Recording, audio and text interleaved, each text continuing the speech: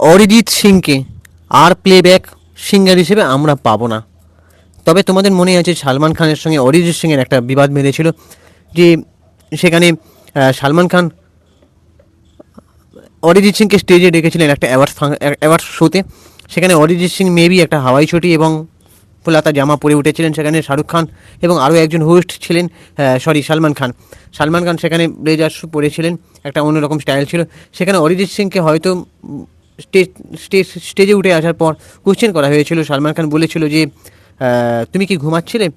তখন অরিজিৎ সিং পাল্টা জবাব দিয়েছিল যে আপনারাই তো আমাকে ঘুম পাড়িয়ে দিয়েছিলেন। তো সেই থেকে সালমান খানের একটা মানে অরিজিৎ সিংয়ের সঙ্গে একটা দূরত্বতা বজায় রয়েছে। এবং অরিজিৎ সিংয়ের প্রত্যেকটা গান তার সিনেমার গান থেকে রিমুভ করে দিয়ে তিনি পাকিস্তানের রাহাত ফতে আলী খানকে দিয়ে গান করিয়েছেন। এটা নিয়ে তো মানে কন্ট্রোভার্সির শেষ নেই। পরে সালমান খানের একটা মানে সেটা নিয়ে আমি ভিডিও বানিয়েছিলাম। সালমান খানের নেক্সট একটা ফিল্ম আসছে ব্যাটেল অফ গালওয়ান, যেখানে ভারত এবং চীনের সম্পর্ক নিয়ে ছবিটা, চীনের যুদ্ধ নিয়ে। তো সেখানে অরিজিৎ সিং কিন্তু গান গাইছেন, ঠিক আছে। আর সালমান খান পরের দিকে বুঝতে পেরেছিলেন যে এটা তারই নিজের দিক থেকে ভুল ছিল, যে অরিজিৎ সিং তার একজন খুব ভালো মানে সিঙ্গার, সেটা সালমান খান স্বীকারও করেছিলেন। তবে কি সালমান খান মানে বলিউডে তুম হি হো গান দিয়ে যার আত্মপ্রকাশ অরিজিৎ সিংয়ের, সালমান খানের ওই গানটার মাধ্যমেই মানে সালমান খানের হাত থেকে পুরস্কার পেতে গিয়ে যে মানে যে দূরত্বটা, যে একটা কন্ট্রোভার্সি তৈরি হয়েছিল, আর সেই সালমান খানের ছবির গান দিয়েই আজকে অরিজিৎ সিংয়ের প্লেব্যাক সিঙ্গার হিসেবে সরে আসা, এটা কেমন একটা মানে জল্পনা তৈরি হচ্ছে না, এটা আমার মতে, ঠিক আছে। যে সালমান খানের সঙ্গে বিরোধ বেঁধেছিল তুমি হি হো গানের অ্যাওয়ার্ড শো নিতে যাওয়ার সময়, আর সেই সালমান খানের ছবিতেই লাস্ট গান থেকে সরে যাওয়া সিদ্ধান্ত, লাস্ট গানটা গাওয়ার পরে। সো যাই হোক, এবারে আমি আলোচনা করব অরিজিৎ সিং কেন গান ছেড়ে দিচ্ছেন, মানে প্লেব্যাক সিঙ্গার হিসেবে গানটা কেন ছেড়ে দিচ্ছেন, এবং ঠিক আসল কারণটা কী, এবং ঠিক কী ঘটনা, ঠিক আছে। তোমরা চ্যানেলটাকে প্লিজ একটা সাবস্ক্রাইব করে দাও, আর ভিডিওটাতে একটা লাইক দাও, আর পুরো ভিডিওটা স্কিপ না করে দেখো। দেখো, অরিজিৎ সিংয়ের প্রচুর ভক্ত, ঠিক আছে, বিদেশেও তার গান মানে মানুষের মন ভালো করে দেওয়া কণ্ঠ, এমন একটা কণ্ঠ। শোনা যায় অরিজিৎ সিং নাকি কোন একটা শো থেকে নাকি বাতিল হয়ে গিয়েছিলেন, আর আজ সেই অরিজিৎ সিং প্রত্যেকটা মানুষের মানে মন জয় করে নিয়েছে। আজকে সেই অরিজিৎ সিংকে একটা স্ট্যাটাস দিতে দেখা গেছে যে সে আর প্লেব্যাক সিঙ্গার হিসেবে গান করবেন না। সেখান থেকে সেটা নিয়ে তার নেটিজেনদের মানে তার যে ভক্তরা, তাদের মন ভেঙে গেছে, মানে তাদের মন ভেঙে একেবারে খান খান হয়ে গিয়েছে। তো এবার অরিজিৎ সিং সেই পোস্টের মাধ্যমে একজন ভক্তকে রিপ্লাইও দিয়েছেন যে তিনি যখন একঘেয়ে এসে যায় তখন তিনি গানের ব্যবস্থাপনা কিন্তু বদল করেন, মানে ওই জন্য তাকে স্টেজ শোতে দেখা যায়, ঠিক আছে। তো বলতে পারো যে তার একঘেয়েমি এসে গেছে, এরকম একটা অরিজিৎ সিং কিন্তু তাকে মন্তব্যতে রিপ্লাই দিয়েছেন। তারপরে অরিজিৎ সিং আরও একটা যোগ করেছেন যে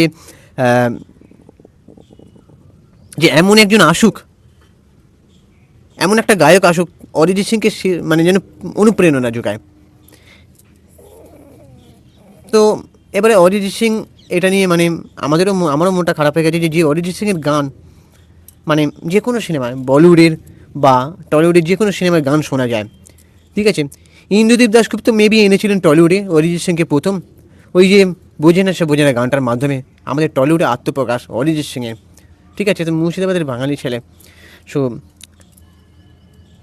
এই অরিজিৎ সিংকে নিয়ে আবার কেউ কেউ এমন মানে ভাবনা তৈরি করেছে যে বলিউড আর অরিজিৎ সিং দুটোই যেন সমার্থক হয়ে গিয়েছে। মানে এটা অনেক যারা অরিজিৎ সিংয়ের ভক্ত তারা এটা একটা মানে গেস করেছে যে অরিজিৎ সিংকে দিয়ে বলিউডের অতি খাজা সিনেমাতেও গান করানোর চেষ্টা করা হয়েছে। তো সেই কারণেই হয়তো অনেকের ধারণা।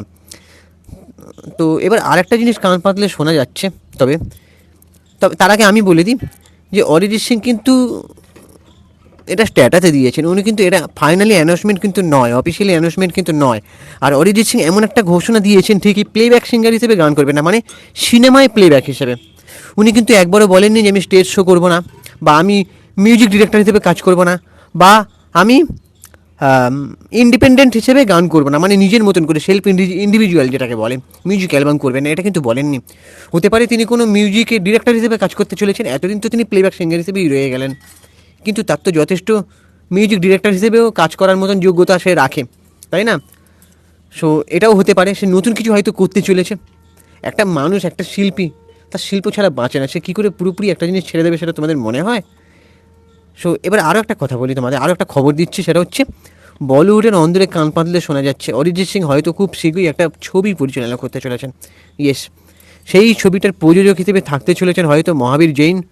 তো খুব শীঘ্রই দেখা যেতে পারে, এমনটাই একটা খবর। এবারে সেটা কতটা সত্যি সেটা আমি পরবর্তী আপডেট তোমাদেরকে দেবো। তো তোমরা চ্যানেলটাকে সাবস্ক্রাইব করে রাখো, ভিডিওটাতে একটা লাইক দাও। আর আমি ইনস্টাগ্রামে রয়েছি চিনকি বাবু 253, ওখানে গিয়ে ফলো করে দাও। আর হ্যাঁ, অরিজিৎ সিংয়ের ভক্ত হয়ে থাকলে অবশ্যই একটা কমেন্ট করে জানাও যে অরিজিৎ সিংয়ের কোন গান তোমাদের কাছে সবথেকে ফেভারিট। টাটা।